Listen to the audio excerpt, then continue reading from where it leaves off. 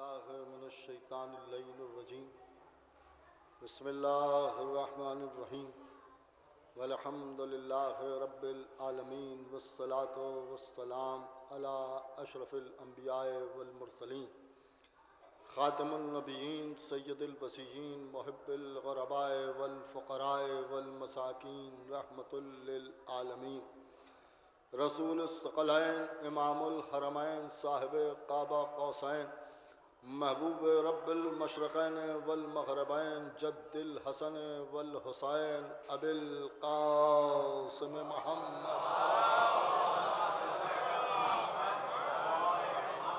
واہل بیتہ الطیبین الطاہرین المعصومین المظلومین المنتخبین المنتجبین الذین اذهب اللہ عنہم الرجس وطہرہم تطہیرا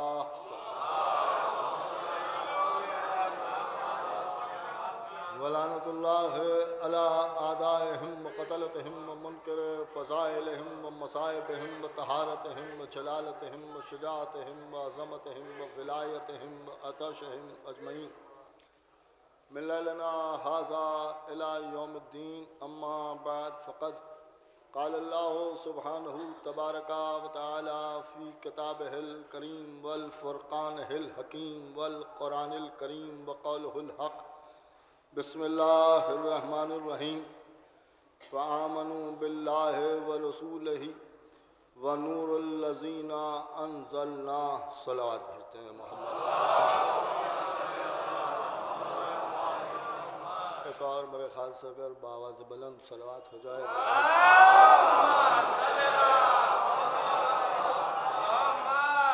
سورہ تغابن کی 8ویں آیت ہے کہ جس کی تلاوت کا شرف حاصل کرتے ہوئے اپنی گفتگو کا آغاز کیا ہے۔ ان لفظوں میں خالق کون و مکان اور مالک ارض و سما ارشاد فرما رہا ہے کہ ایمان لاؤ اللہ پر اور اس کے رسول پر اور اس نور پر کہ جسے میں نے نازل کیا۔ ایک عجیب و غریب آیت ہے کہ جس میں خداوند عالم نے ایمان لانے کا حکم دیا ہے، اور جب ایمان لانے کا حکم دیا ہے تو 3 چیزوں پر ایمان لانا ہے۔ ایک اللہ کی وحدانیت ہے کہ جس پر ایمان لانا ہے، اور دوسرے رسول اللہ کی رسالت ہے کہ جس پر ایمان لانا ہے، اور تیسرے وہ نور ہے کہ جسے اللہ نے نازل کیا ہے۔ یہ ایک عجیب و غریب بات ہے کہ آپ غور فرمائیں کہ اللہ اپنے رسول کے لیے کچھ نہیں کہتا کہ میں نے نازل کیا، لیکن نور کے لیے کہتا ہے کہ میں نے نازل کیا۔ یہ نہیں کہہ رہا ہے کہ میں نے نور کو خلق کیا، بلکہ فرما رہا ہے اس نور پر ایمان لاؤ کہ جسے میں نے نازل کیا۔ آج ظاہر سی بات ہے کہ آیت کے ساتھ ساتھ تفسیر بھی طے کی جاتی ہے، تو ہم نے اس کی تفسیر دیکھی، اور جب تفسیر دیکھی تو تمام مفسرین نے لکھا کہ یہاں نور سے مراد اہل بیت اطہار ہیں اور ان کی ولایت ہے کہ جس پر ایمان لانے کا حکم دیا گیا ہے۔ اب غور طلب یہ ہے کہ نور سے مراد اہل بیت اطہار کو لیا گیا ہے۔ اس آیت کو پڑھنے کے بعد میں سمجھتا ہوں بغیر کسی تمہید کے آپ حضرات کے سامنے اس بات کو واضح کر دوں کہ یہ بحث ہی ختم ہو جاتی ہے کہ اہل بیت اطہار کے ناموں کے ساتھ نزول کا لفظ استعمال ہوگا یا ولادت کا لفظ استعمال ہوگا۔ میں تو کہوں گا جو خدا نے کہا ہے وہی اللہ والوں کو کہنا چاہیے۔ ایک صلوات پڑھیں محمد، ایک بآواز بلند صلوات پڑھیں محمد۔ دیکھیے میں بھی ایک زمانے سے مجلس میں پڑھ رہا ہوں مولا کے صدقے میں، تو اتنا تو مجھے اندازہ ہے کہ ابھی آپ حضرات متوجہ نہیں ہوئے، لہذا میں آپ کے سامنے مکمل طور پر وضاحت کے ساتھ عرض کر دوں کہ یہ ایک بحث ہے کہ صاحب اہل بیت اطہار کے ساتھ جب ولادت کا لفظ استعمال ہوتا ہے تو وہ صحیح ہے، یا یہ کہ نزول کا لفظ استعمال ہوتا ہے وہ صحیح ہے۔ تو جب ہم نے قرآن پڑھا تو قرآن نے یہ نہیں کہا کہ اس نور پر ایمان لاؤ جسے پیدا کیا، اس نے کہا اس نور پر ایمان لاؤ کہ جسے نازل کیا۔ لیکن نازل کیا اس کا مطلب یہ ہے کہ جن تاریخوں میں معصومین آئے ہیں تو وہاں پر نزول کا لفظ استعمال ہو رہا ہے، تو بھائی اللہ والا وہی ہے جو اللہ جیسی کہے، بندوں جیسی نہ کہے۔ ایک صلوات پڑھیں محمد والے۔ اور ایک ہی آیت میں دیکھیں، ایک ہی آیت میں تینوں چیزوں پر ایمان لانے کا حکم ہے۔ ایک اللہ کی وحدانیت ہے، دوسرے رسول اللہ کی رسالت ہے، اور تیسرے وہ نور ہے کہ جسے اللہ نے نازل کیا۔ دیکھیں جسے اللہ نے نازل کیا، تو اب ظاہر سی بات ہے کہ اللہ پر جو ایمان لائے گا وہ لا الہ الا اللہ کہے گا، اس کے بعد جو رسول پر ایمان لائے گا وہ محمد رسول اللہ کہے گا، جب نور پر ایمان لائے گا تو علی ولی اللہ کہے گا۔ اب میرا ایک ہی سوال ہے ایمان لانے والوں سے کہ پوری آیت پر عمل کرنا واجب ہے یا آدھی آیت پر عمل کرنا واجب ہے؟ ایک صلوات پڑھیں محمد والے۔ ایک اور صلوات بھیجتے ہیں محمد والے۔ ایک اور طلب۔ تو اب اللہ ایک ہی آیت میں تین چیزوں پر ایمان لانے کا حکم دے رہا ہے۔ اللہ کی وحدانیت پر بھی ایمان لاؤ، رسول کی رسالت پر بھی ایمان لاؤ، اور ساتھ ساتھ علی کی ولایت پر بھی ایمان لاؤ۔ اس کا مطلب یہ ہے کہ لا الہ الا اللہ کے ساتھ محمد رسول اللہ ضرور کہو، اور محمد رسول اللہ کے ساتھ علی ولی اللہ ضرور کہو۔ پوری توجہ سنیے گا۔ اب ظاہر سی بات ہے کہ خداوند عالم نے حکم دیا ہے تو اب ہمیں ایمان لانا ہے۔ اب ساری بحث جو ہوتی ہے وہ آخری ٹکڑے پہ ہوتی ہے۔ دیکھیے ساری بحث آخری ٹکڑے پہ ہوتی ہے، وحدانیت کے سلسلے میں کوئی بحث نہیں ہوتی کہ ہاں صاحب اللہ پر ایمان لانا ہے۔ ایمان لانے کے طریقے الگ الگ ہیں، اللہ کو ماننے کا انداز الگ الگ ہے، لوگوں کا اللہ اور ہے، ہمارا اللہ اور ہے، یہ سارے مسائل ہیں اپنی جگہ کے اوپر۔ رسول اللہ کی رسالت کو ماننے کا طریقہ الگ ہے، لیکن مانتے سب ہیں۔ لیکن ولایت علی کا وہ مسئلہ ہے کہ یہ سب کی سمجھ میں نہیں آتا۔ پوری توجہ سنیے گا، یہ سب کی سمجھ میں نہیں آتا، اور سارا جھگڑا جو ہوتا ہے وہ ولایت علی ہی کے سلسلے میں ہوتا ہے۔ ابھی آپ اشعار میں بھی سماعت فرما رہے تھے کہ وہ ظاہر سی بات ہے کہ ولایت علی کا مسئلہ تو ان کا صاحب ہر ایک کی سمجھ میں نہیں آتا۔ ایک بات میں آپ کے سامنے عرض کر دوں، یہ غور طلب ہے کہ اللہ کے مسائل سب کی سمجھ میں آ جائیں، رسول کے مسائل سب کی سمجھ میں آ جائیں، آدم سب کی سمجھ میں آ جائیں، نوح سب کی سمجھ میں آ جائیں، ابراہیم سب کی سمجھ میں آ جائیں، موسیٰ سب کی سمجھ میں آ جائیں، عیسیٰ سب کی سمجھ میں آ جائیں، اور جن کے کچھ بھی فضائل نہیں ہیں ان کے بنا بنا کے سمجھ لیے جائیں۔ لیکن جب ولایت علی کا مسئلہ آئے تو لوگ کہتے ہیں سمجھ میں کیوں نہیں آتا؟ کیا وجہ ہے کہ جن کی آدم سمجھ میں آ گئے ان کے علی سمجھ میں نہیں آئے، جن کے نوح سمجھ میں آ گئے ان کے علی سمجھ میں نہیں آئے، جن کی ابراہیم سمجھ میں آ گئے ان کے علی سمجھ میں نہیں آئے؟ تو میں ایک ہی جواب دیتا ہوں کہ بھائی کسی کو سمجھنے کے لیے کوئی شرط نہیں لگائی گئی ہے، لیکن علی کو سمجھنے کے لیے نسلوں کی طہارت شرط ہے۔ لیکن نسلوں کی طہارت شرط ہے۔ پوری توجہ سنیے گا۔ ہمارے کمال بھائی یہاں کے اوپر تشریف فرمائیں، بزرگ شاعر ہیں، بہترین شاعر ہیں، ادب کا معیار ہے۔ انہی نے دو مصرے عجیب و غریب کہیں، یہ کہتے ہیں حسب نسب کی قید ہے ولائے اہل بیت میں، حسب نسب کی قید ہے ولائے اہل بیت میں، یہ خاص راہ گزار ہے یہ عام راستہ نہیں۔ الصلوات بھیج دیں محمد والے۔ آپ وہ فرما رہے ہیں، ظاہر سی بات ہے کہ اب ولایت اہل بیت عجیب و غریب مسئلہ ہے۔ اب یہاں کے اوپر یہ بحث کی جاتی ہے، لیکن بہت جلدی جلدی ساری چیزیں میں آپ کے سامنے ہٹاتے ہوئے بس ایک بات آپ کے سامنے مجھے عرض کرنا ہے۔ انہوں نے کہا صاحب صرف اہل بیت، صرف اہل بیت، اور کیا کائنات میں کچھ ہے ہی نہیں، اسلام میں کچھ ہے ہی نہیں؟ میں نے کہا آپ کیا چاہتے ہیں؟ پوری توجہ چاہ رہا ہوں، کیا چاہتے ہیں؟ میں نے کہا صاحب علی علی کرنے سے ہی نجات مل جائے گی۔ آپ کیا چاہتے ہیں؟ کس کے ذریعے نجات چاہتے ہیں؟ اور طلب یہ ہے کس کے ذریعے نجات چاہتے ہیں؟ ارے صاحب قبر میں جائیں گے صاحب آئے گا، بالکل آئے گا، مگر آپ کی قبر میں، ہماری قبر میں نہیں آئے گا، اس لیے کہ ہم سے صاحب نے وعدہ نہیں کیا ہے آنے کا، مولا علی نے وعدہ کیا ہے۔ الصلوات بھیجیں محمد والے محمد۔ پوری توجہ سنیے۔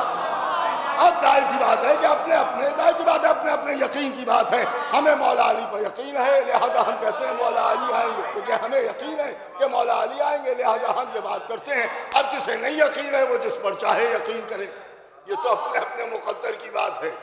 ایک صلوات بھیجیں محمد والے۔ پوری توجہ رہا۔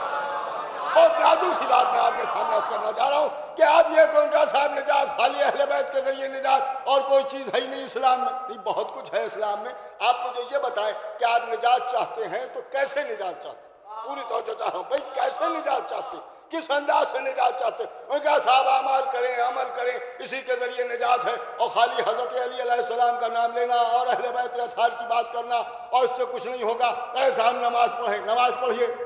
کیا پڑھتے ہیں؟ تو ان کا صاحب سورہ حمد پڑھتے ہیں. پوری توجہ چاہ رہا ہوں, سورہ حمد پڑھتے ہیں. سورہ حمد میں کیا پڑھتے ہیں بھئی؟ کیا پڑھا جاتا ہے؟ ان کا صاحب اس میں تو دعا ہم کرتے ہیں, اہدنا الصراط المستقیم. پوری توجہ چاہ رہا ہوں, اے پروردگار مجھے صراط مستقیم پر قائم رکھ. یہ کہتے ہیں ہم اور آپ.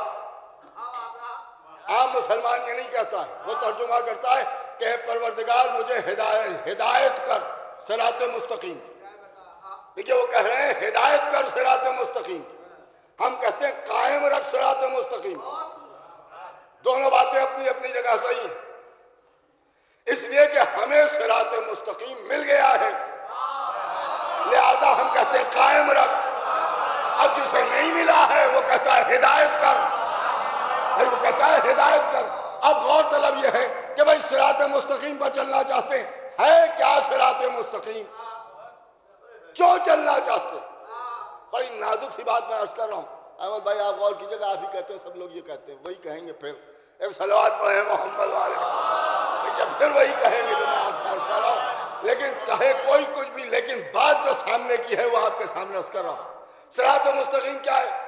تو ان کا صاحب صراط مستقیم ہر مسلمان چاہتا ہے کہ وہ صراط مستقیم پر چلے. گاڑی تو نہیں ہو رہی ہے, بہت آہستہ آہستہ, بہت آسان لفظوں میں آپ کے سامنے عرض کر دوں کہ صراط مستقیم کیا ہے. ان کا صاحب صراط مستقیم یہ ایک اہم راستہ ہے. یہ صراط مستقیم جو ہے یہ بہت اہم راستہ ہے اور اسی کے ذریعے نجات ہے. یہ بھی اپنی جگہ صحیح ہے. دیکھیے صراط مستقیم پر چلنے ہی سے نجات ہے. پوری توجہ سنیے گا. لیکن یہ ملے گا کہاں بھئی؟ یہ ملے گا کہاں؟ کہاں ہے صراط مستقیم؟ ہدایت کر, ہدایت کر. ابھی تک تو ہوئی نہیں ہدایت, ہمیں مل گئی. اور جب ہمیں صراط مستقیم مل گیا تو ہم کہیں گے قائم رکھ. دیکھیے ہم کہیں گے قائم رکھ, مگر ہے کہاں؟ کون چلے گا اس پر؟ آپ چلیں گے صراط مستقیم پر. روایتیں پڑھیے, حدیثیں پڑھیے. بال سے زیادہ باریک, تلوار کی دھار سے زیادہ تیز. اس کا مطلب یہ ہے یہ ایسا راستہ ہے جس میں پھسل جانے کا بھی ڈر ہے اور کٹ جانے کا بھی ڈر ہے. کٹ جانے کا بھی ڈر ہے اور پھسل جانے کا بھی ڈر ہے. اب تو لوگ کہتے ہیں قرآن کافی, تو ہم نے قرآن سے پوچھا بھائی صراط مستقیم کیسے چلیں؟ کون کون ہے؟ سورہ یاسین, یاسین والقرآن الحکیم انکا لمن المرسلین علی صراط مستقیم. پوری توجہ سنیے. یاسین کون؟ ختمی مرتبہ. والقرآن الحکیم, قرآن حکیم. اور مرسلین, ماشاءاللہ مولائی مجمع. اور مرسلین علی صراط مستقیم, صراط مستقیم پر ہیں. نہیں توجہ فرمائی آپ, صراط مستقیم پر ہیں. صراط مستقیم پر ہیں کون؟ نبی, قرآن. دیکھیے نبی, قرآن اور مرسلین, نبی, انبیاء, یہ سب کہا ہے کہ صراط مستقیم پر ہیں. نہیں توجہ فرمائی آپ نے, یہ سب کہاں ہے؟ یہ صراط مستقیم پر ہے. صراط مستقیم پر ہونا اور ہے. نہیں توجہ فرما رہے ہیں بھائی, صراط مستقیم پر ہونا اور ہے اور صراط مستقیم بن جانا اور ہے. اے صلوات پڑھیں محمد والے محمد. آئیے نصیب بھائی لگا دیں.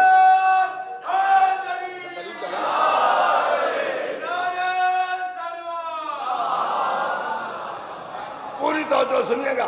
اب ظاہر سی بات ہے کہ صراط مستقیم وہ راستہ ہے.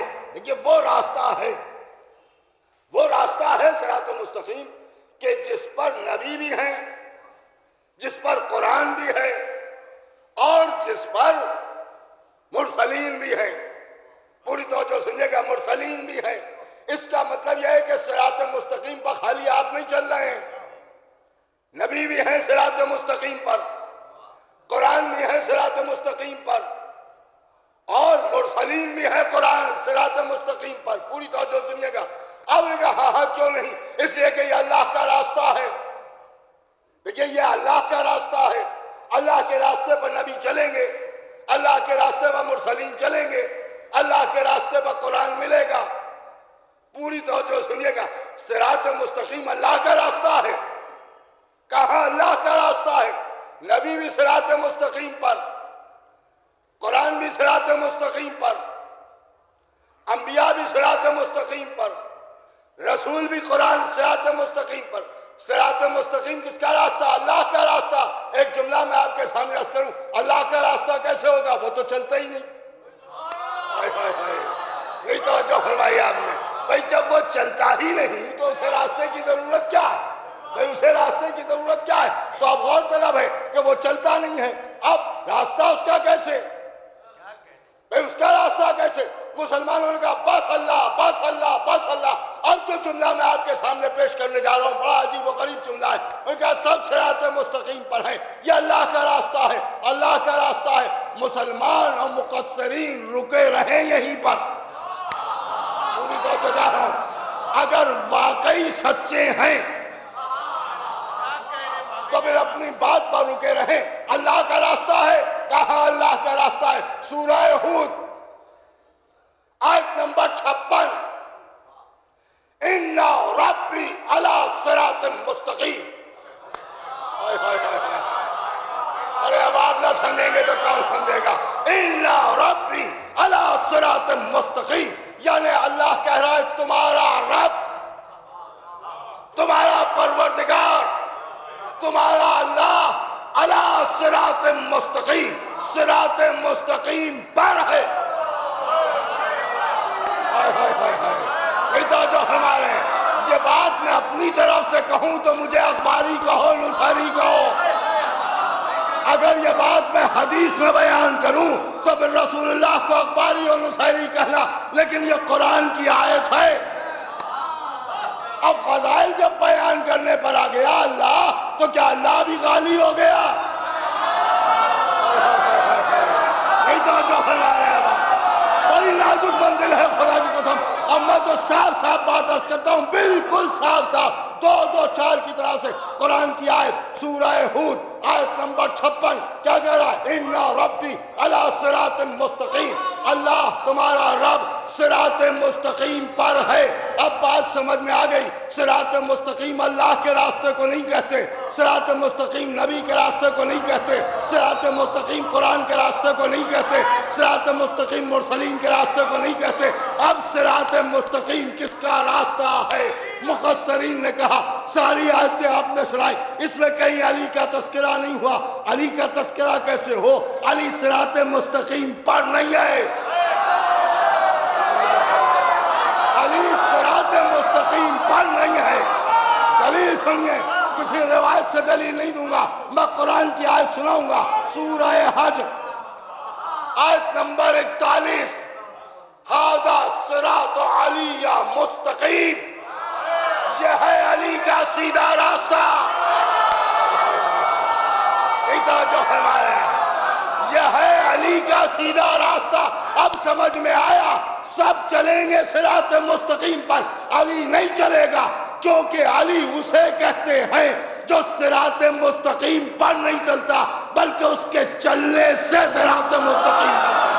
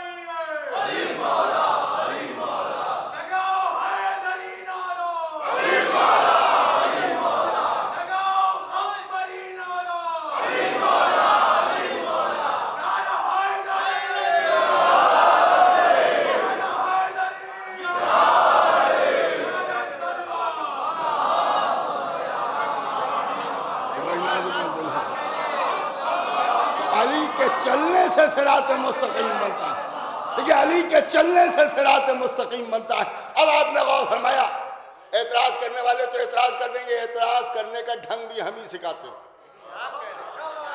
انہیں تو سوال کرنے کی بھی تمیز نہیں، سوال کرنا بھی ہم ہی سکھائیں۔ قرآن کی آیت میں نے کیا پڑھی؟ اِنَّ رَبِّي عَلَىٰ صِرَاطٍ مستقیم، تمہارا رب صراط مستقیم پا ہے۔ نہیں توجہ فرمائی آپ نے؟ کیا نزاکت ہے خدا کی قسم، اس سے ہمارا ہی عقیدہ ظاہر ہوتا ہے۔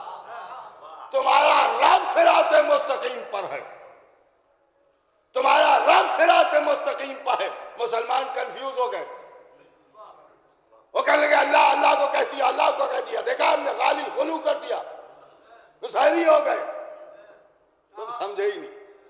ایک جملہ میں آپ کی سماعتوں کی نظر کر دوں، ماشاءاللہ جاگتا ہوا مجمع ہے، کہ بس ساری الجھنوں کی وجہ یہ ہے کہ جسے ہم اور آپ علی کہتے ہیں اسے یہ اللہ کہتے ہیں۔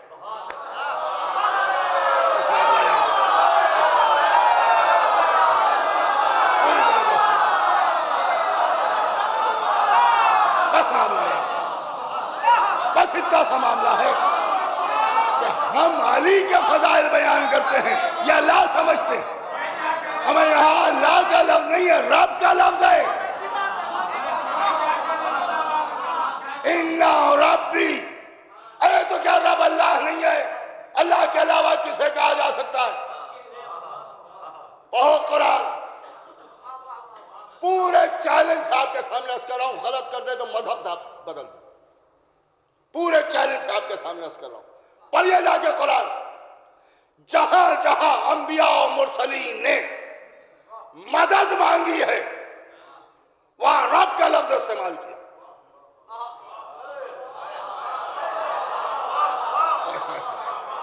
وہاں رب کا لفظ استعمال کیا، اور جہاں جہاں عبادت کا تذکرہ ہے وہاں اللہ کا لفظ استعمال ہوا۔ قرآن سے ہمیں پتا چلتا ہے رب اسے کہا جاتا ہے جس سے مدد مانگی جائے،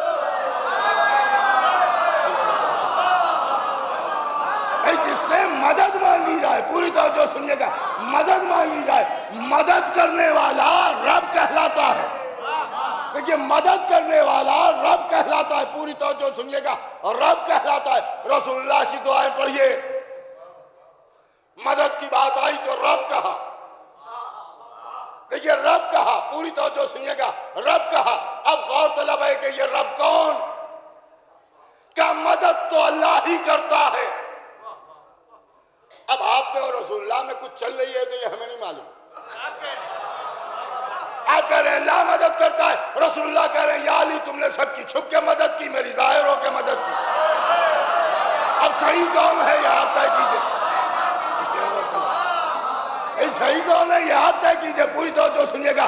اب ظاہر سی بات ہے مدد کرنے والا رب کہلاتا ہے، دیکھیے مدد کرنے والا رب کہلاتا ہے۔ ان کا اللہ رب نہیں ہے، جی نہیں، وہ ہے رب الارباب، وہ ہے ربوں کا رب، وہ ہے ربوں کا رب۔ تو اب ظاہر سی بات ہے جب رب ہی نہیں سمجھ میں آیا تو ربوں کا رب کیا سمجھ میں آئے گا؟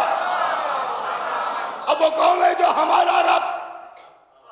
بھئی وہ کون ہے جو ہمارا رب؟ پڑھو قرآن۔ افسوس تو اسی پر لوگ پڑھتے ہی نہیں۔ اب جو قرآن پڑھا تو روز محشر کا بیان ہو رہا ہے، زبانیں پیاس سے دہن سے باہر نکلی ہوئی ہوں، نفسا نفسی کا عالم ہوگا، باپ بیٹے کو نہیں پہچانتا ہوگا، بیٹا باپ کو نہیں پہچانتا ہوگا۔ مولوی کی کیا بات، بہت دور سے میں کہہ گیا، ہم نے فرمایا باپ بیٹے کو نہیں پہچانتا ہوگا، بیٹا باپ کو نہیں پہچانتا ہوگا، بھائی بھائی کو نہیں پہچانتا ہوگا، کوئی کسی کو نہیں پہچانتا ہوگا، اور تمہیں پیاس کا غلبہ ہوگا۔ قرآن کیا کہہ رہا ہے؟ وَسَقَاهُمْ رَبُّهُمْ شَرَابًا طَهُورًا، اور اس وقت تمہیں حوض کوثر کا ٹھنڈا پانی تمہارا رب پلائے گا۔ بات سمجھ میں آ گئی نا کہ جو کوثر کا پان پلائے وہ ہے رب۔ ایک ہی ذات تو ہے جسے ساقی حوض کوثر کہا گیا. اے صلوات بھیجیں محمد والے محمد.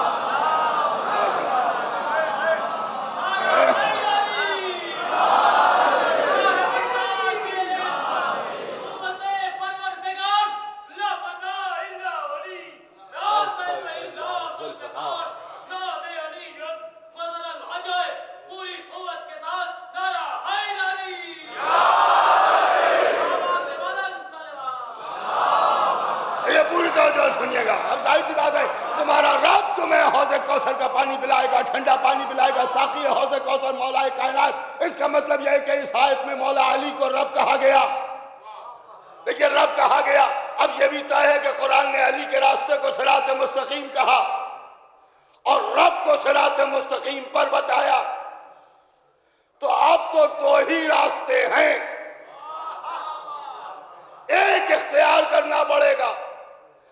یا تو اللہ کو علی کے راستے پر مان لو اور یا علی کو رب مان لو. اے صلوات بھیجیں محمد والے محمد. اے باغ بلند سب مل کے صلوات بھیجتے ہیں محمد. پوری توجہ. اب چھوٹی چھوٹی باتوں میں ان کا صاحب یہ کیسے ہو وہ کیسے ہو، ادھر سے آ گئے ادھر سے آ گئے، ان کا وہ پڑھ لیں وہ پڑھ لیں. اور ایک بات اور آپ حضرات بالکل اذان علی کے آپ حضرات کی نظر کر رہا ہوں اس لیے کہ بہت پراشو ماحول پیدا ہو گیا ہے. ورنہ یہ ہمارا لکھنؤ تھا کہ جہاں جو پر بالکل علل اعلان کہ ہمیں خلیفہ ثانی سے اتنی زیادہ عداوت تھی اور ہے اور رہے گی. پوری توجہ سنیے گا. یہ میں آپ کے سامنے اس کر رہا ہوں دو روزوں کے سامنے. پوری توجہ سنیے گا. جو ہمارے بزرگ ہیں وہ ہماری بات کی تصدیق کریں. اب حالات کچھ بھی ہوگا. ہم ربیع الثانی نہیں کہتے تھے، ہم جمادی الثانی نہیں کہتے تھے. غلط تو نہیں کہہ رہا ہوں. ہمارے یہاں کے آپ پرانے کیلنڈر نکال کے دیکھیے تو اس میں ان مہینوں کے نام جو لکھے ہوئے ہیں وہ ربیع الثانی نہیں ملیں گے، ربیع الاخر ملے گا. جمادی الثانی نہیں ملے گا، جمادی الاخر ملے گا. کیوں؟ ہمیں اتنی زیادہ عداوت ہے اس سے کہ ہم لفظ ثانی بھی پسند نہیں کرتے. یہ سب ہمارا معیار تھا. فالتو کی باتیں ہوتی ہیں تو ان کا صاحب ازا خانے میں مسجد کیسے ہو یہ کیسے. آپ پرانی مسجدوں میں جا کے دیکھیے چیزیں خدا کی قسم کوئی بتائے گا نہیں آپ کو جو میں آپ کے سامنے عرض کر رہا ہوں. یہ لکھنؤ ہے لکھنؤ. یہاں جو پرانی مسجدیں ہیں جا کے آپ دیکھیے گا اس میں مسجدوں کے اندر آپ کو کچھ نہیں تو ایک کھڑکی صحیح وہاں بنی ہوئی ضرور نظر آئے گی مسجد کے اندر. اب لوگوں نے نواقفیت کی وجہ سے جو توڑ توڑ کے بنوائی ہیں اس میں وہ کھڑکیاں غائب ہو گئی ہیں بہت سی جگہوں. لیکن جو پرانی مسجدیں آج بھی اس میں موجود ہیں یہ کیوں دروازہ لگا رہتا تھا، کیوں کھڑکی لگی رہتی تھی؟ اس لیے کسی کھلے ہوئے دروازے کی یادگار تھی. مسجد میں سارے دروازے بند کر دیے گئے تھے، ایک دروازہ کھلا تھا. تو جس دروازے کو علی کے لیے اللہ نے کھلوایا ہو، نبی نے نہ بند کیا ہو، تو اسے ہم بھی بند نہیں کرتے تھے، یادگار کے طور پر کھلا رہتا تھا.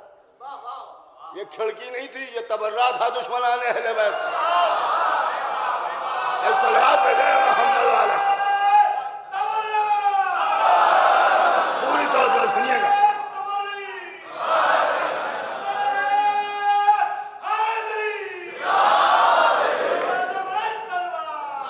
ایک چیز آپ کے سامنے عرض کر دوں، واضح کر دوں.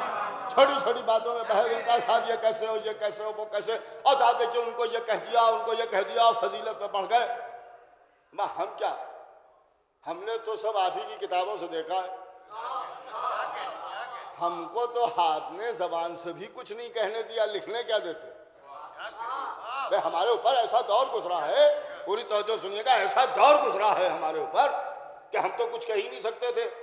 اس لیے کہ اگر معلوم ہو جاتا تھا کہ یہ اہل بیت کے چاہنے والے ہیں تو ہمیں قتل کر دیا جاتا تھا. اور معصومین نے ہمیں یہ حکم دیا تھا کہ خاموشی اختیار کرو تو خاموش تھے. ورنہ یہ کہ یہ قوم تو وہی ہے کہ جس نے صفین میں آپ کو قرآن بیچ میں لانے پر مجبور کر دیا تھا. پوری توجہ سنیے گا، بڑی نازک بات میں آپ کے سامنے عرض کر رہا ہوں. اور یہ کہ ایسا نہیں ہے کہ ہم میں جرأت نہیں ہے، ایسا کچھ نہیں. اس لیے کہ جو اپنے ہاتھ سے اپنا خون بہا سکتا ہے اسے دوسرے کا خون بہانے میں ذرا بھی دیر نہیں لگے. پوری توجہ سنیے. اب میں آپ کے سامنے عرض کر دوں کہ انہوں نے کہا صاحب یہ کیسے ہو، یہ کیسے، انہیں بڑھا دیا اور چھوٹی چھوٹی باتوں کے اوپر بحث ہو رہی ہے اور کچھ پڑھا ہی نہیں. مسلمانوں کے علماء، جید علماء جن کے ناموں سے فرقے چل رہے ہیں، ان میں جا کے دیکھیں تو علامہ شیخ موحد بن محی الدین محمد عربی اپنی کتاب فتوحات میں تحریر کرتے ہیں جناب سلمان فارسی کے لیے. ایک بات مجھے عرض کرنا ہے، لہذا یہ بات میں آپ کے سامنے عرض کر رہا ہوں کہ یہ جو حدیث جناب سلمان فارسی کے لیے ہے کہ سلمان منا اہل البیت، اس پر استدلال کرتے ہوئے کہتے ہیں کہ یہ بھی صاحب عصمت تھے. بزرگوں کے لیے نہیں، جو یہاں بچے بیٹھے ہوئے ہیں ان کے لیے شاید کوئی نئی بات ہے جو میں آپ کے سامنے عرض کروں. کہ یہ صاحب عصمت تھے.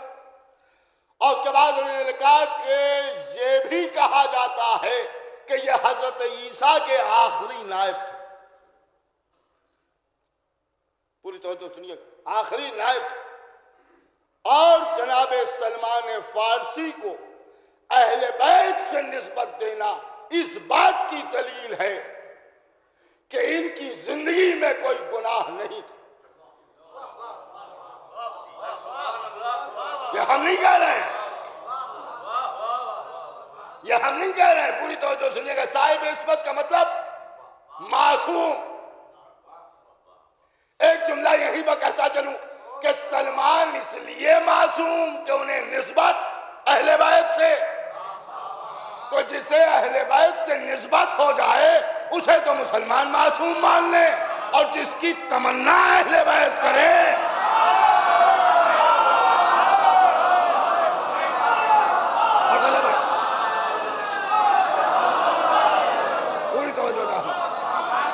بڑی نازک منزل ہے خدا کی قسم.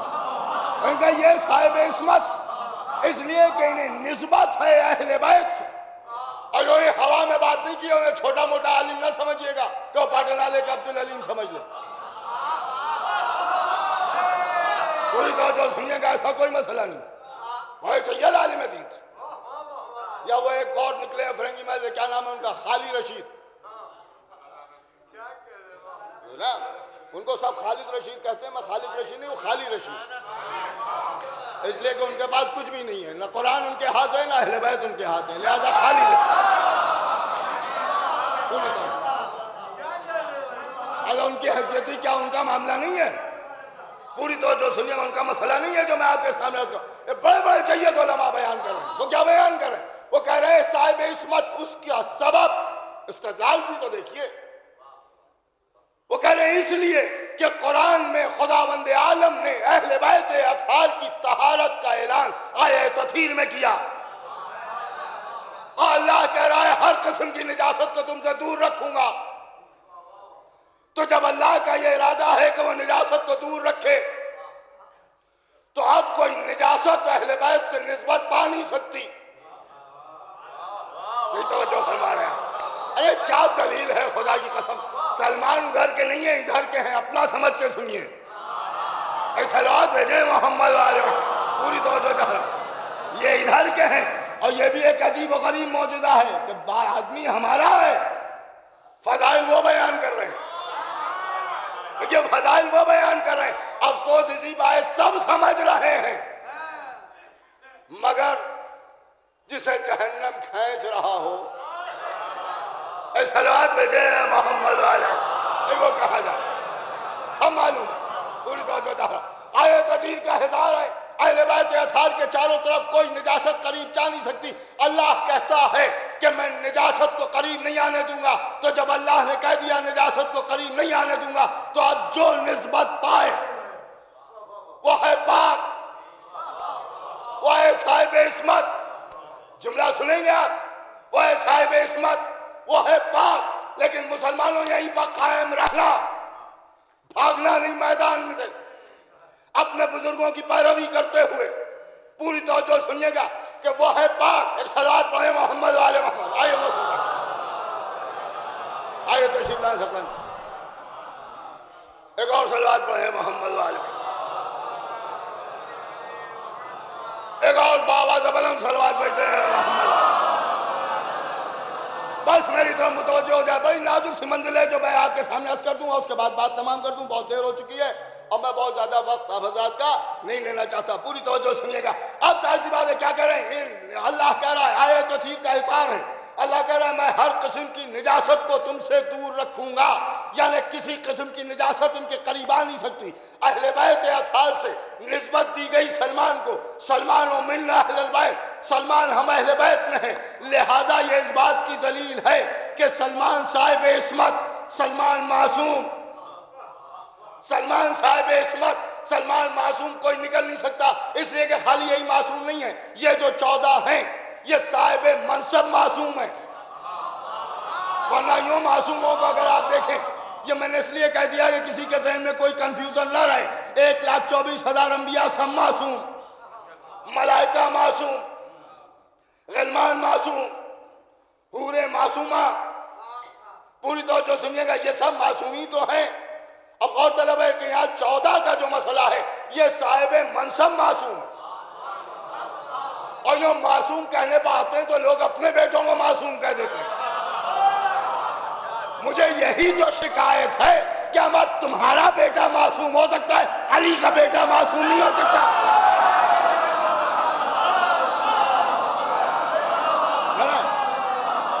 پوری توجہ سنیے.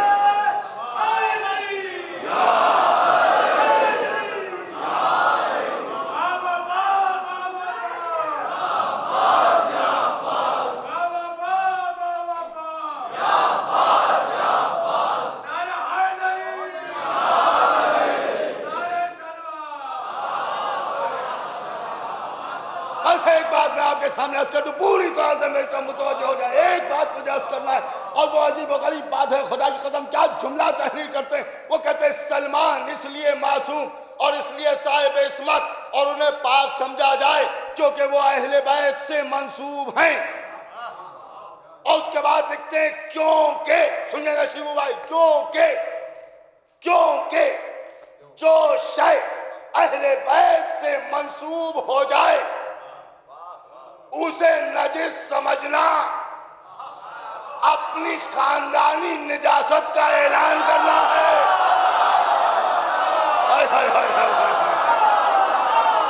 یہ اپنی خاندانی نجاست کا اعلان کرنا ہے، اپنی خاندانی نجاست کا اعلان کرنا ہے. اور اس بات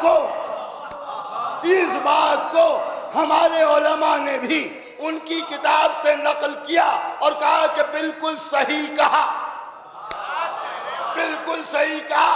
تو میں سب سے ایک ہی بات کہوں گا، تمام دشمنان اہل بیت سے اور تمام مقصرین سے، کہ بات پر قائم رہنا. اب جو شے اہل بیت سے منسوب ہو جائے اسے پاک سمجھنا. اب قما و زنجیر سے نکلے ہوئے خون کی طہارت پر بحث نہ کرنا.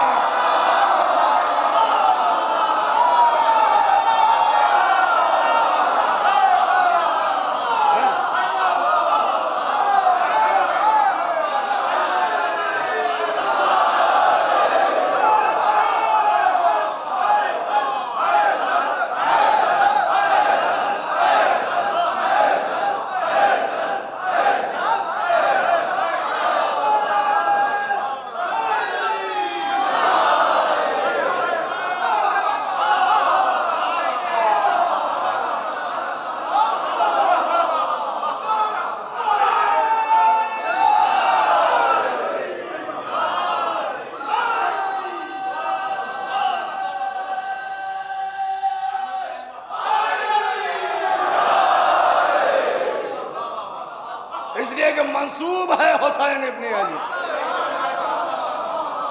یہ منسوب ہے حسین ابن علی۔ اپنے خون کو نجس سمجھنا، لیکن جو خون نام حسین پر نکل آئے اس کی طہارت پر بحث نہ کرو، اس لیے کہ منسوب ہے نام حسین سے، یہ منسوب ہے نام حسین سے۔ پوری توجہ سنیے گا۔ اب وہ سلمان کہ جنہیں صاحب عصمت مان رہے ہو، پوری توجہ سنیے گا۔ آج تو ہم پر یہی اعتراض ہوتا ہے، ولایت کے لیے لڑے جا رہے ہیں، ولایت کے لیے لڑے جا رہے ہیں، ہنگامہ کیے جا رہے ہیں، یہاں پڑھیں وہاں پڑھیں، نہ پڑھیں کیا کریں، اس کو بحث۔ اب بھئی کیا سلمان لڑے، ابو ذر لڑے؟ ارے اہل بیت نے تو کبھی نام لے کے کچھ کہا ہی نہیں، کہا سب نے، تم نے پڑھا نہیں۔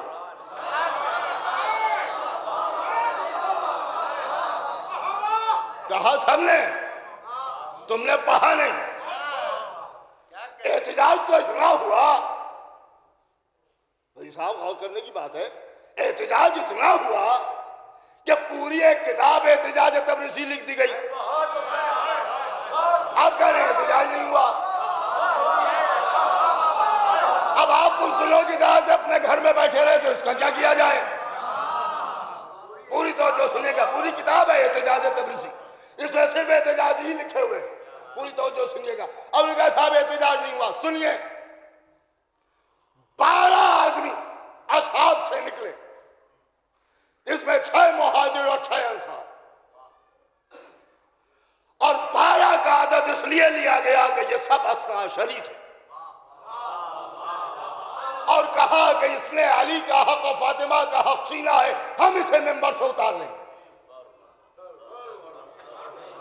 اور کسی نے آگے بڑھ کے کہا کہ بھائی بات تو ٹھیک ہے، مگر یہ کہ حضرت علی سے پوچھ لینا چاہیے۔ ایک سوال یہ ذہن میں رہے کہ لوگ کہتے ہیں علی نے تلوار کیوں نہیں اٹھائی، جواب ہے کیوں نہیں اٹھائی۔ میرے پاس آئیے گا، میں کتاب دکھاؤں گا، میں پوری توجہ سے کہ کسی نے کہا کہ علی سے پوچھ لینا چاہیے۔ یہ 12 کے 12 حضرت علی کے پاس آئے، یا علی یہ بڈھا بیٹھ گیا آپ کی جگہ پر، ہم جمعے کو اسے ممبر سے کھینچ لیں گے، اسے نہیں بیٹھنے دیں گے، آپ کا اور شہزادی کا حق انہیں واپس دلائیں۔ علی مسکرائے، مسکرا کے فرمایا تم کامیاب بھی ہو جاؤ گے، اتار بھی لو گے، مار بھی دو گے، لیکن اس کے بعد ہوگا یہ کہ یہ لوگ تم پر شورش کریں گے اور میرے سامنے آئیں گے، تو انہیں دفع کرنے کے لیے مجھے تلوار کو نیام سے نکالنا پڑے گا، اور اگر میں نے تلوار اٹھا لی تو میرے بھائی نے جو مجھے وصیت کی ہے اس کے خلاف عمل ہوگا۔ سلمان نے پوچھا کیا وصیت کی؟ کہا میرے بھائی نے مجھ سے کہا تھا یا علی میرے بعد تمہارا حق قصد کیا جائے گا، فاطمہ کو ان کے حق سے محروم کیا جائے گا، تم صبر کرنا، اس لیے کہ اگر تم نے تلوار اٹھا لی، جواب سنیے گا، تم نے اگر تلوار اٹھا لی تو منافقین کے چہروں پر پڑی ہوئی نقابیں نہ اٹھ سکیں گے۔ نہیں توجہ فرمائیے، اب سمجھے جو لوگ کہہ رہے ہیں علی نے تلوار کیوں نہیں اٹھائی، اما اگر علی تلوار اٹھا لیتے تو تمہارے چہرے سے نقاب نہ اٹھتے۔ اے صلوات بھیجیں محمد و آل محمد۔ یہ مولا علی نے ارشاد فرمایا۔ تو اصحاب نے پوچھا کہ یا علی ہم کیا کریں، ہم احتجاج تو کر سکتے ہیں، کہا یہ حق تمہارا ہے اور تم احتجاج کرنا، ہم تمہارے ساتھ۔ جمعے کے دن یہ 12 کے 12 آدمی آئے اور ممبر کو گھیر کے بیٹھ گئے، اور جب یہ ممبر پر پہنچا خطبہ دینے کے لیے تو ان 12 نے احتجاج کیا، اور جب احتجاج کیا تو تاریخ نے لکھا کہ یہ ممبر چھوڑ کے بھاگا، اور 3 دن تک یہ سب حکومت کے لوگ اپنے اپنے گھروں میں بند رہے، اور 3 دن تک کوئی گھر سے نہیں نکلا، اور مسجد پر اصحاب علی اور علی کا قبضہ رہا۔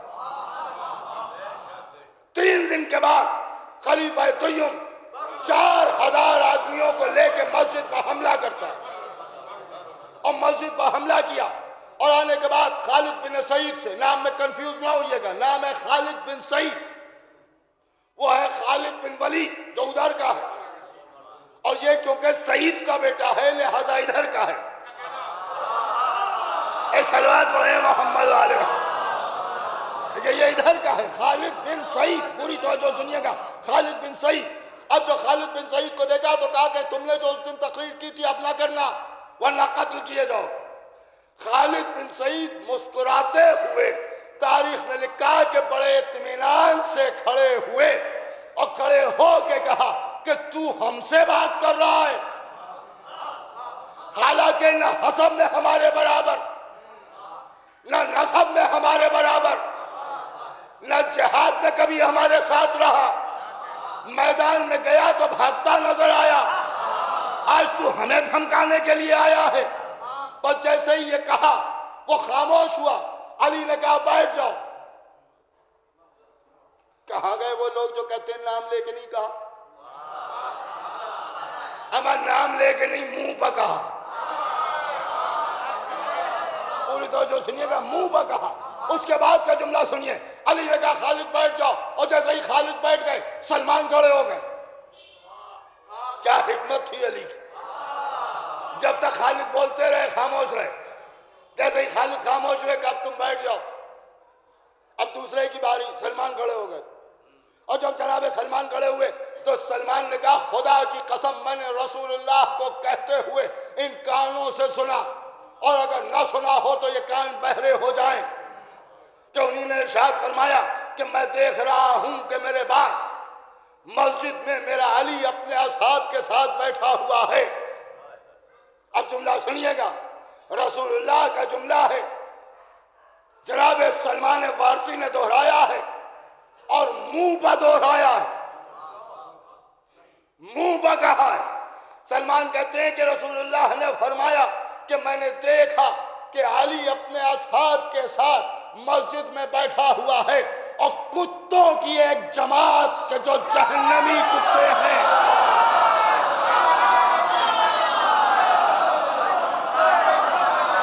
یہی جملہ نہ ہو تو میں مذہب بدل دوں گا.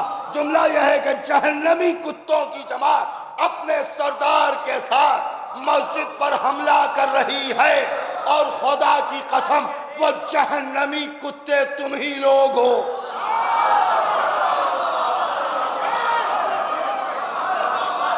کون کہتا ہے منہ پہ نہیں کہا اور سلمان نے احتجاج نہیں کیا. منہ پہ کہا اور کتا کہا. اور جب یہ کہا تو تاریخ نے لکھا کہ ایک مرتبہ علی نے تلوار کھینچ کے چاہا کہ سلمان کو قتل کریں اور جیسے ہی چاہا کہ سلمان کو قتل کریں تو بیچ میں حضرت علی آ گئے اور آنے کے بعد ایک بھرپور تماچا اس کے چہرے پر ویسا ہی مارا جیسا ابو لہب کے چہرے پر مارا اور کمر میں ہاتھ دے کے سر سے بلند کر کے زمین پر پٹک دیا اور تلوار کھینچ کے اس کے گلے میں رکھ کے فرمایا کہ اگر میرے بھائی نے منع نہ کیا ہوتا تو ابھی بتاتا کہ تمہاری تلواریں زیادہ تیز ہیں یا ہماری تلواریں زیادہ تیز ہیں.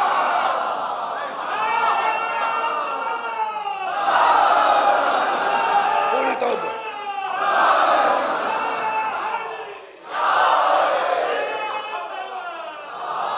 تمہاری تلواریں زیادہ تیز ہیں یا ہماری تلواریں زیادہ تیز ہیں. اور اس کے بعد تاریخ لکھتی ہے کہ وہ جو 4000 آدمی اس کے سپورٹ میں آئے تھے وہ کدھر چلے گئے پتہ ہی نہیں چلا.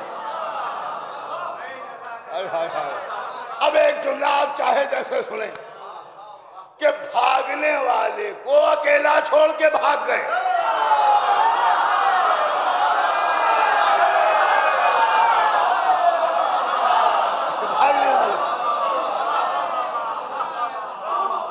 علی نے اٹھا کے پٹک دیا. علی نے اٹھا کے پٹک دیا. اب نہ کہیے گا کہ علی نے احتجاج نہیں کیا نام لے کے نہیں کہا اما نام سمے ذات کو اٹھا کے پٹک دیا.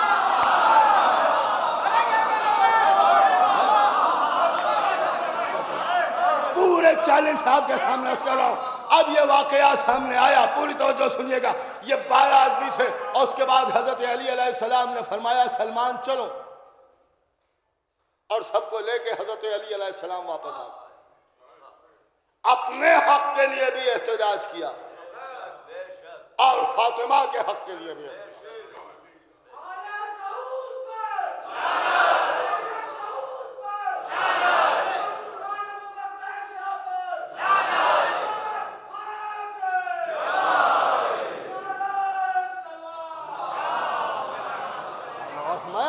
ایسا نہیں ہے کہ احتجاج نہیں ہوا، خوب ہوا احتجاج، خوب ہوا احتجاج، لیکن افسوس ظالموں نے بڑا ظلم کیا۔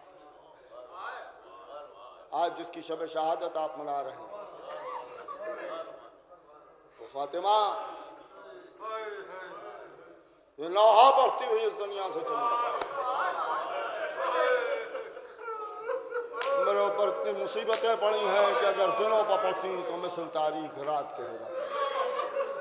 ہاں رو لیجئے، دل کھول کر رو لیجئے، اس لیے کہ آج اس کا ماتم ہے جسے رونے نہ دیا گیا، جسے رونے نہ دیا گیا۔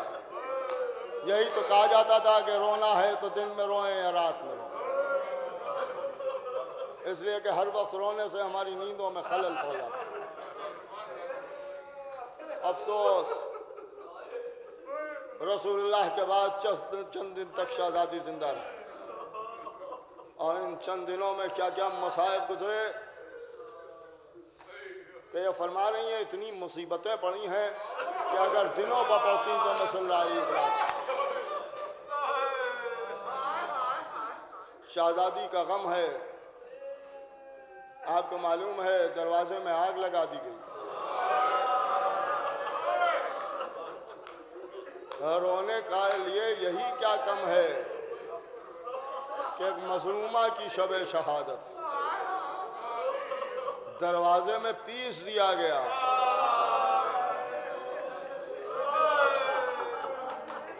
شکم میں محسن کی شہادت ہو گئی۔ خدا لعنت کرے قنفذ پر کہ جس کے نیزے سے شہزادی کی پسلیاں شکستہ ہو۔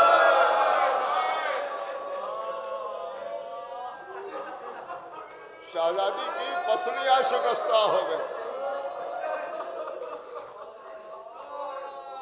اس کے بعد کیسے دن گزارے شہزادی نے یہ بیان نہیں ہو سکتا، کس طرح سے دن گزر گئے۔ اسی عالم میں شہزادی کا جنت البقیع تک جانا، مسجد میں آ کے بابا کی تربت پر بیٹھ کے رونا۔ جب لوگوں نے کہا کہ دن میں روئیں یا رات میں روئیں تو علی لے جا کے جنت البقیع میں بٹھا دیتے تھے۔ ایک درخت لگا ہوا تھا، ظالموں نے اس درخت کو بھی کٹوا دیا کہ اب فاطمہ دھوپ میں بیٹھ کے روتی تھی، دھوپ میں بیٹھ کے روتی تھی۔ آج بھی شہزادی پر ظلم ہو رہا ہے، شہزادی کی تربت بے سایہ ہے، کوئی قریب نہیں جا سکتا۔ ہاں عزیزوں، زہرا اس دنیا سے چلی گئیں، کیا عالم تھا۔ مولا علی کو بلا کے سامنے بٹھا دیا اور اس کے بعد فرمایا کہ یا علی کچھ دیر میرے پاس بیٹھے رہو، میں چاہتی ہوں کہ آپ کا چہرہ دیکھتی رہوں۔ شہزادی نے تڑپ کے یہ فرمایا تو مولا علی نے فرمایا کہ نبی کی بیٹی خیریت تو ہے، اور رو لیجئے، رونے میں کمی نہ کیجئے گا، اس لیے کہ آپ کی ہر مجلس میں فاطمہ شرکت کرتی اور آپ کے آنسوؤں کو اپنی رومال میں جگہ دیتی، آپ کے آنسوؤں کو اپنے رومال میں جگہ دیتی۔ شہزادی فرما رہی ہیں علی میرے سامنے بیٹھے رہیے۔ علی نے فرمایا کہ فاطمہ اے نبی کی بیٹی خیریت تو ہے؟ کہ یا علی آج میری زندگی کا آخری دن ہے، آج ہم آپ سے رخصت ہو جائیں گے۔ کہا فاطمہ کیا کہا؟ کہ ہم نے بابا کو دیکھا ہے، بابا آئے ہیں، آگے کہہ رہے ہیں فاطمہ ہم تمہیں لینے آئے ہیں۔ یا علی میرے بعد میرے بچوں کا خیال رکھیے گا، یا علی میرا حسین بہت چھوٹا ہے، حسین کی آنکھ میں آنسو آ جاتا ہے تو میں بے چین ہو جاتی ہوں۔ علی رونے لگے، فرمایا یا علی ان لوگوں کو ہمارے جنازے میں نہ آنے دیجیے گا، اس لیے کہ انہوں نے بڑی اذیت پہنچائی ہے۔ علی روتے رہے، شہزادی نے فرمایا یا علی اب آپ مسجد میں جائیں، اب وقت قریب آ رہا ہے۔ حضرت علی مسجد میں آ گئے، ادھر اسما کو بلایا۔ اسما جس شان سے آج جنازے اٹھتے ہیں اس سے جسم کا پردہ باقی نہیں رہتا، ایک تابوت کی شبیہ بنا کے دکھائی۔ شہزادی کے چہرے پر پہلی بار مسکراہٹ آئی۔ جملہ سنیں گے آپ؟ ہاتھ آسمان کی طرف اٹھا کے کہا بارے الہا، جس طرح سے آسمان نے میرا پردہ رکھا ہے تو بھی اس کا پردہ رکھنا۔ میں ہاتھ جوڑ کے کہوں شہزادی یہ دعا زینب ام کلثوم کو دے دو۔ رو لیجئے، رونے میں کمی نہ کیجیے گا۔ آج کی اس مجلس میں آپ کے آنسوؤں کو جمع کرنے کے لیے مولا حسین آئے ہوں گے۔ آج کی اس مجلس میں پرسہ لینے کے لیے آقا عباس آئے ہوں گے۔ آج کہیں مولا علی بھی تشریف فرما ہوں گے، آج رسول اللہ بھی ہوں گے، زینب ام کلثوم بھی ہوں گی، اس لیے کہ سب تڑپ تڑپ کے کہہ رہے ہوں گے آج ہماری اماں کا ماتم ہے۔ ایسا نہ ہو کہ امام حسین کو آپ سے یہ شکایت ہو جائے کہ ہمارے چاہنے والوں نے ہماری ماں کا غم ویسے نہیں منایا جیسے منانا چاہیے تھا۔ روئیے جی بھر کے روئیے۔ ایک مرتبہ فرمایا اسما میں حجرے میں جا رہی ہوں، کچھ دیر کے بعد میرے بچے آئیں گے، پہلے کھانا کھلا دینا پھر بتانا میں اس دنیا سے چلی گئی۔ یہ کہہ کہ شہزادی حجرے میں چلی گئی، حجرے کے دروازے کو بند کر لیا، حجرے کے دروازے کو بند کر لیا۔ جب حجرے کے دروازے کو بند کر لیا تو اسما آگے بڑھی اور حجرے کے سامنے بیٹھ گئی، فرش خاک پر بیٹھ گئی۔ کیوں بیٹھ گئی؟ کہ اس لیے بیٹھ گئی کہ اب یہاں سے فاطمہ کی آواز بھی سنتی رہے، اور کیونکہ جانے کا وقت ہے لہذا ہم بستر پر نہ بیٹھیں، خاک پر بیٹھیں، خاک پر بیٹھیں۔ عزیزان محترم یہی وجہ ہے کہ ہمارے یہاں جب مصائب پڑھے جاتے ہیں تو خاص طور سے گزارش کی جاتی ہے کہ جب مصائب ہوں تو کچھ نہ ملے تو خاک پر بیٹھ جاؤ۔ عزیزوں بیٹھ کے سنو، اس لیے کہ یہ فاطمہ کی عظمت کا مسئلہ ہے۔ شہزادی کی کنیزیں بیٹھ گئی، لہذا شہزادی کے غلام ہو تو شہزادی کے مصائب بیٹھ کے سنو، پوری توجہ سنیے گا۔ اب اسما دروازے پر بیٹھی ہوئی ہیں، ادھر فاطمہ تلاوت کر رہی ہیں، اسما کان لگائے ہوئے ہیں، آواز کا آنا بند ہوا۔ اسما نے تڑپ کے آواز دی نبی کی بیٹی، کوئی جواب نہ آیا۔ حسنین کی ماں، کوئی جواب نہ آیا۔ ابوالحسن کی زوجہ، کوئی جواب نہ آیا۔ تڑپ کے کہا میری شہزادی، یہ کہہ کے دوڑتی ہوئی آگے بڑھی، حجرے کے دروازے کو کھولا، فاطمہ کے جنازے کو دیکھا، قدموں پر سر رکھ دیا، اے بی بی میں چھوڑ کے چلی گئی۔ اسما نے رونا شروع کیا، گھر کا دروازہ کھلا، حجرے کا دروازہ بند کر کے باہر آئے۔ حسنین آ گئے، دسترخوان بچھایا، بچوں بیٹھ جاؤ، بچے بیٹھے۔ تو کے کہا اسما اماں کہاں آئے؟ کہا آپ کی والدہ نے کہا تھا کہ پہلے کھانا کھلا دینا۔ کہا نہیں اسما، تم نے دیکھا ہے کبھی ہم نے اماں کے بغیر کھانا کھایا؟ اسما رونے لگی۔ اب سنیں گے کیا ہوا۔ حسین کھڑے ہو گئے، اسما میرے قریب آؤ۔ اسما قریب آئی، اسما بتاؤ میں کون ہوں، تم کون؟ کہا شہزادے میں کنیز، کیا تمہیں اسی حق کا واسطہ جو میرا تم پر ہے یہ بتاؤ کہ اماں کہاں ہے؟ اب سنیں گے کیا ہوا۔ اسما تیزی سے آگے بڑھی، حجرے کا دروازہ کھولا، آواز دی شہزادو اماں نے تمہاری منع کیا تھا، آگے دیکھ لو۔ بچے دوڑتے ہوئے حجرے میں آئے، ماں کے جنازے کو دیکھا، اماں میں سر سے اتار کر پھینک دیے، دوڑتے ہوئے مسجد میں آئے، اے بابا اماں چلی گئی۔ علی گھر میں آ گئے، بس ختم کیا مجلس کو، علی گھر میں آ گئے، فاطمہ کو غسل دیا، چیخ مار کر روئے۔ سلمان نے پوچھا آقا آپ کا جیسا صابر آقا، کا سلمان کیا پوچھ لیا؟ فاطمہ کے جسم پر ایک ایسا زخم تھا، روئیے، سو سینہ پیٹ کے روئیے، ایسا زخم تھا جسے دیکھ کے میں برداشت نہ کر سکا۔ میں کہوں گا مولا ایک زخم دیکھا تو یہ عالم، ارے قید خانے میں سکینہ کا بیران، اور روئیے، رونے میں کمی نہ کیجیے گا۔ جنازہ تیار ہو گیا، جنازے کو لا کے سین میں رکھ دیا، سین خانہ میں جنازہ رکھ دیا گیا۔ بچوں آؤ ماں کا آخری دیدار کر لو۔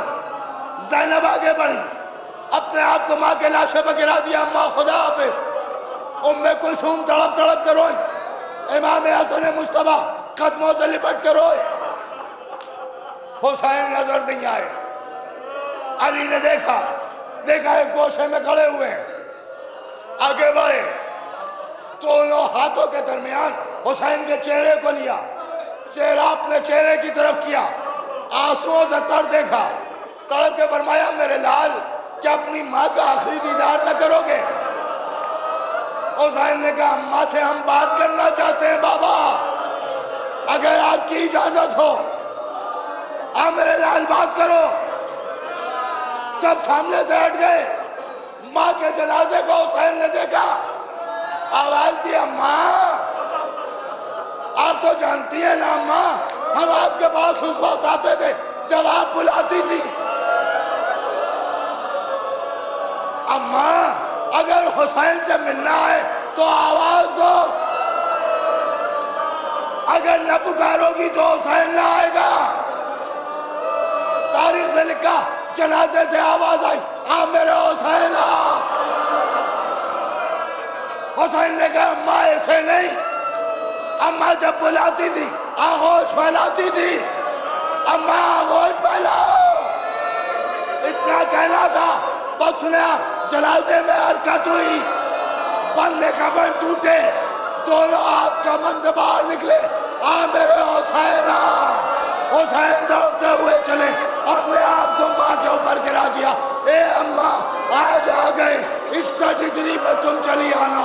یہی وجہ تھی جب شمر کا خنجر چل رہا تھا، ایک ماں کے تڑپنے کی آواز، اے شمر میرا بچہ۔